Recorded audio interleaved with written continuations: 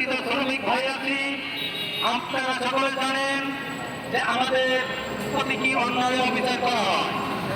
আজকে আমরা এখানে মানববন্ধনে অংশগ্রহণ করেছি, কারণ আমাদের যে ড্রাইভিং লাইসেন্সের উপর যে পয়েন্ট ধার্য করা হয়েছে, এই কালো আইন আমরা মেনে নেব না। তার প্রতিবাদ করার জন্য আমরা যেখানে একত্র হয়েছি, আমাদের শ্রমিক ঐক্য সমস্ত বাংলাদেশের সদস্যবৃন্দরা, আপনারা জানেন যে এই পয়েন্ট আমাদের দেশের জন্য ধার্য নয়।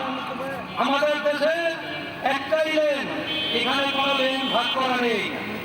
একই রাস্তায় আমরা চলি, দিদিবাড়ি, ভ্যান, মোটরসাইকেল, গরু, ছাগল, মানুষ সবকিছু একই রাস্তায় চলাফেরা করে।